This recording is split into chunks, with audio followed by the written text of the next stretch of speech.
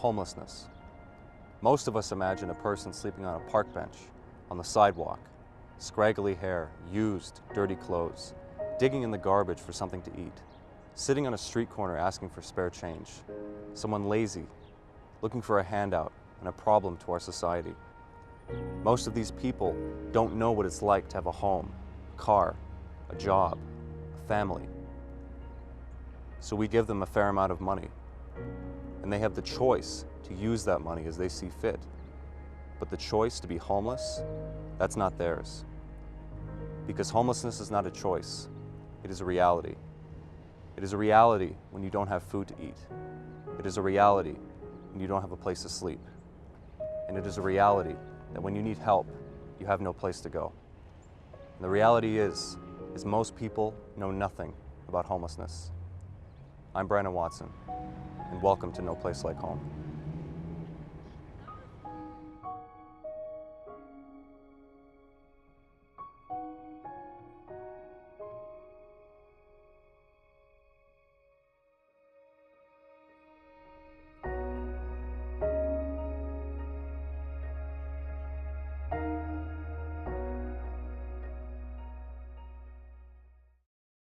I'm Joni, and I've been homeless for 2 years. I don't know, it's actually really kind of hard, I guess. Go into like McDonald's bathrooms and stuff like that, trying to brush your hair out and wash it in the sink and whatever. Yeah, you get that month-to-month thing and you got to go to the hospital or something and try and see if you can get whatever you need to help that out. And you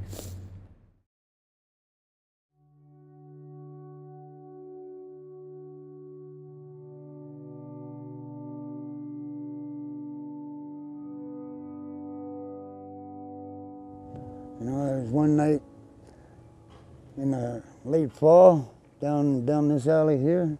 It was dark out, and I heard this chick screaming. So right now I'm off my bench and I'm going down there.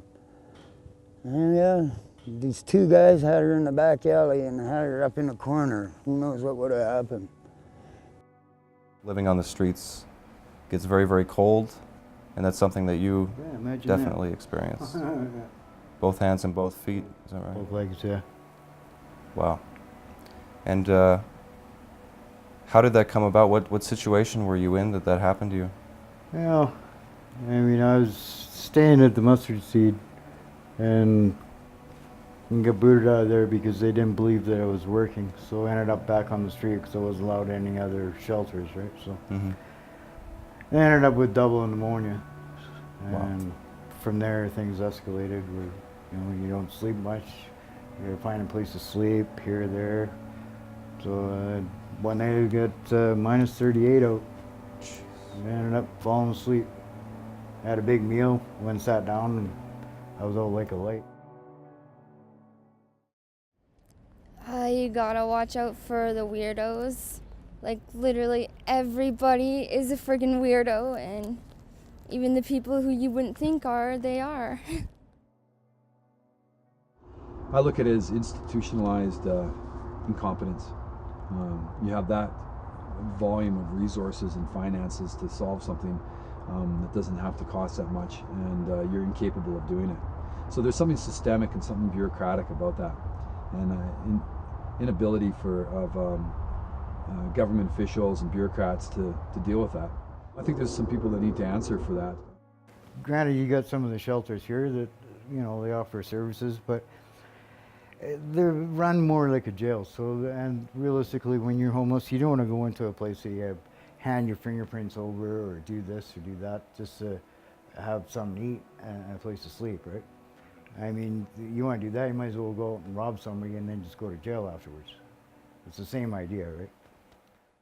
One of the tenets of my research is that living in shelter is a stressful experience. You know, you endure a day-to-day life that can be incredibly stressful. There's research that shows that those first 3 months in shelter have incredible impact on people's mental health. I would suggest that living on the streets, being in a homeless shelter, can actually create PTSD. I look at homelessness as just another community that we serve. It is part of our reality. We live in a very big city. I mean, it's always nice to have more housing available. That definitely is an issue because of a lot of our clients have complex needs. It's always a good thing if we're able to get somebody out of that cycle. It definitely does reduce calls for service, and really that's what we strive for. Well, I've been homeless down here for 3 years, but I've been at this spot for a year. The police came in this morning and said that if we didn't want to get, if I didn't want to go to jail, if we didn't want to go to jail, we had to get all this stuff out of here by this afternoon. Had to have everything gone, and put a warrant out or arrest us or something. You know, so I don't want to go to jail for it because I don't have no lawyer.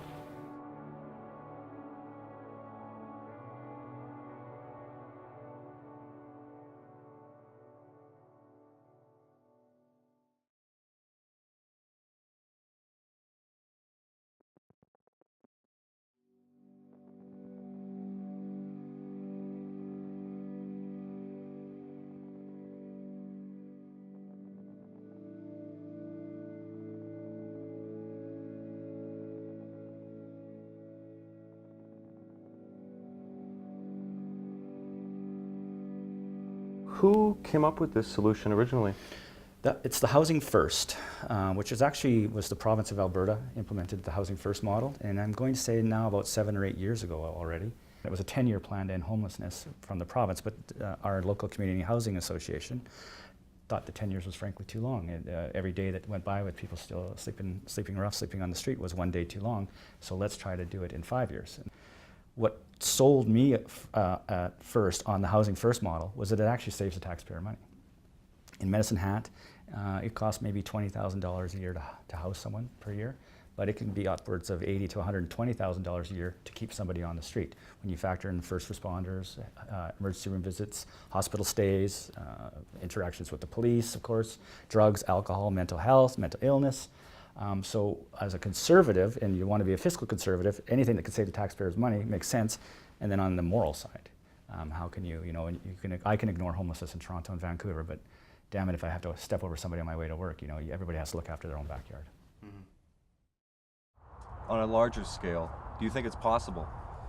Well, I think the one thing that Medicine Hat demonstrated leadership on was that they were actually willing to tackle the issue and deal with it head on. At the end of the day, Medicine Hat's dealing directly with the issue and doing everything that they can within their power to deal with it and not ignoring it. The economic argument is there. We see it, we see the benefits of it, we see the cost savings to taxpayers.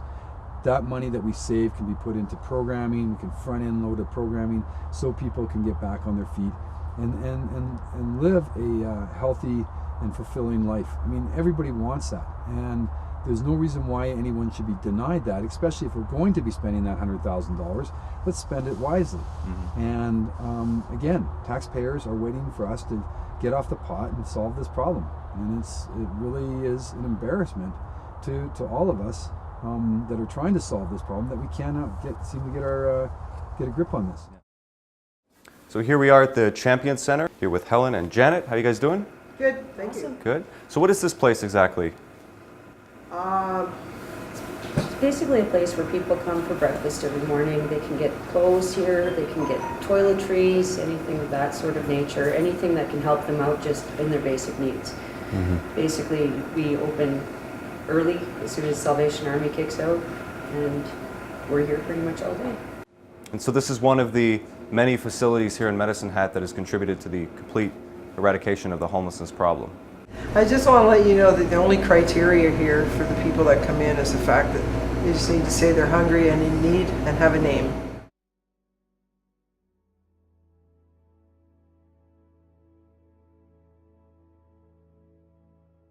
And what happens, I think, in the problem with the larger centers, say Montreal or Toronto or Vancouver, is that there's not a centralized intake. There's one centralized intake here in Medicine Hat.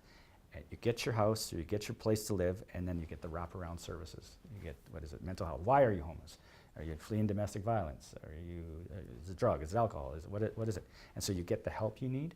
And so here in Medicine Hat, we try to get that central intake and then get the wraparound services. What I think is going wrong in the bigger cities, if everybody is trying to help and there's basically no quarterback, you don't have control over the situation, and then you can't keep track of the people, get them housed and get them the help they need. And that's where Medicine Hat's success has been, is central intake. Yeah, and I think that's brilliant. I mean, my crew and I, today, we were driving around taking a look at all the different facilities and services, and it's sort of all a bunch of cogs that work into this big machine, and it's just brilliant. It is, and it's been really good here. And of course, the Housing Association knows the executive director of the food bank. They know who to get people in touch. They know who does the mental health. They still know each other, and they can get you the help they need, and they know where to go.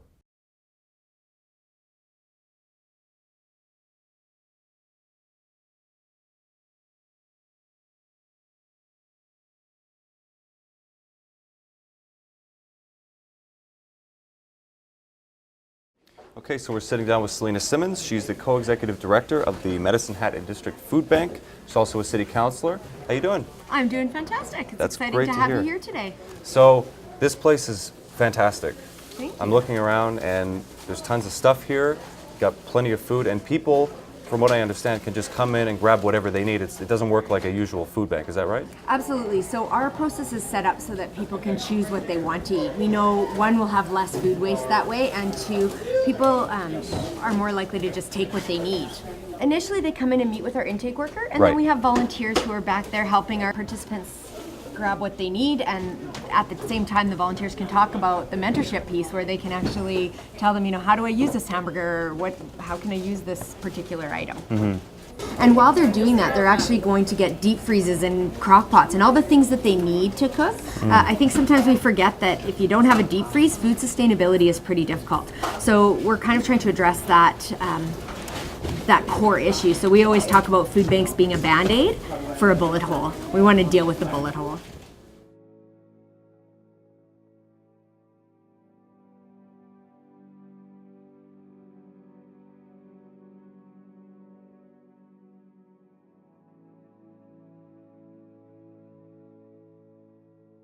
Some of the things that we are trying to address down here is really looking at the needs that people have, such as the hot meal program, where they're coming and getting a nutritious meal. We also look at addressing some of the other needs that people have, whether it's isolation, loneliness, mental health, and really being a hub to provide those services to people, gathering them to a place where they can share, they can network with others, they can experience a welcoming atmosphere, just spend time and have a place to go without really being a burden to the community. It's also developing the downtown and really looking at the relationships we have with our downtown community here in Medicine Hat, looking at where people need to be and where they're needing to go, and just looking at the different things that they need to take care of. The Salvation Army of Medicine Hat has been here since 1899 and providing all kinds of needs to the community, providing services and thrift stores, shelters, daycares, and all kinds of different things have changed over the years, of course, but we're still here to serve and to meet the needs of the people as they come to us.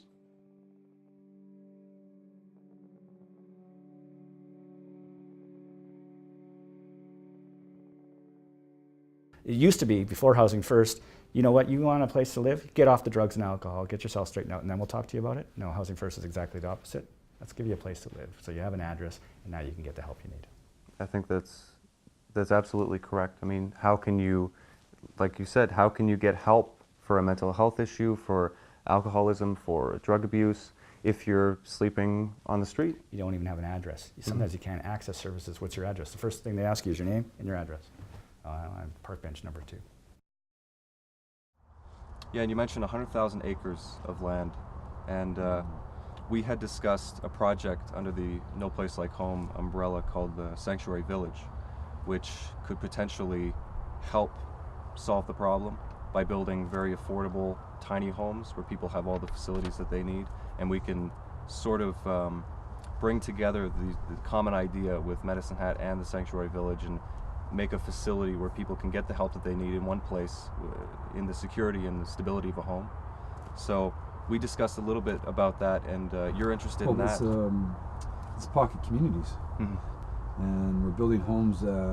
Roughly per unit cost is $300,000 a unit, and we can do it for you know, 1/20th that cost, if not less. And so, you know, I've asked a lot of people that are homeless if they would live in a small home, and they all say, of course. You know, they would love to. They love to be able to have a place to, you know, put the picture of mom up on the wall and lock the doors and feel safe. But we relegate people to mats in gymnasiums, and we think that that's okay. And that costs us more than actually housing somebody. So with all the resources that we have in our society and all the land that we have, we should be able to solve this problem literally within a matter of months. Wow. You know, there's 12,000 acres on the transportation utility corridor alone, that land that's unused. And then when you look at the size of the city of Calgary, just to put it in perspective and give it some scale, it's the same size as the 5 boroughs of New York. 5 boroughs in New York has 9 million people. You know, here's Calgary, the same size, and we got 1.4 million people.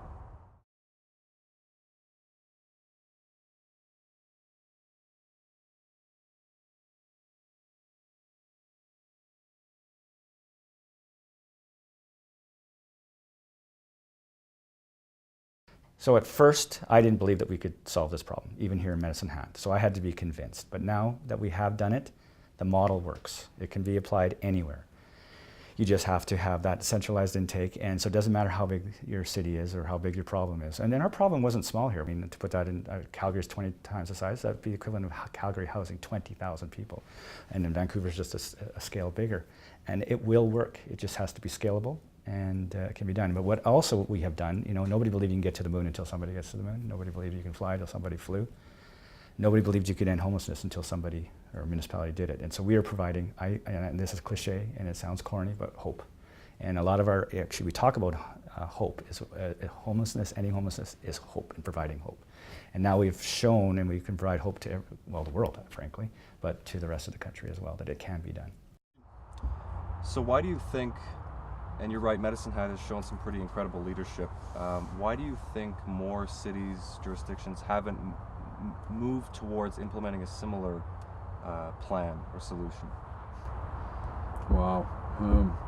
Yeah, that's the mind, spine, heart connection. Weak politicians, bureaucracies, people who are leveraging their status and their privilege. Mm-hmm. You know, it's pretty easy for people who have a home to sit in a room and go, "Oh, well, look at the time. You know, let's meet in a month." Obviously, there's not a strong enough will, and so we're going to have to apply the pressure to the politicians and the decision makers to ensure that this is going to happen. So there's some people that are in the game to make this happen and to fix it. Initiatives like yours are going to, I think, unveil and scratch the surface a little bit and show that, reveal to citizens that there's something seriously wrong here. And you know, yeah, there may be a little bit of finger pointing here and there, but at the end of the day, we need to have this conversation. We need to have this frank conversation. We need to be honest with taxpayers. And why does this continue to exist? And is it impossible to solve homelessness? Or is it based on institutional incompetence? I think it's the latter. I think this is something that we can solve. There are a lot of people living in homes in this city. There's a lot of people living in homes on this planet. So we can definitely build them. So let's get people into homes so that they can have a healthy life and fulfilling life and pursue their dreams and aspirations. And I think that's something that we should all have access to. And I think it's a fundamental right. Well, this has been a very inspiring conversation. I'm very hopeful about the future, what we can do to help solve this problem, working together, raising awareness of really what leads to it and what we need to do to help these people. So I thank you so much for sitting down with me. Really appreciate it. Absolutely, my pleasure. Thank you for coming.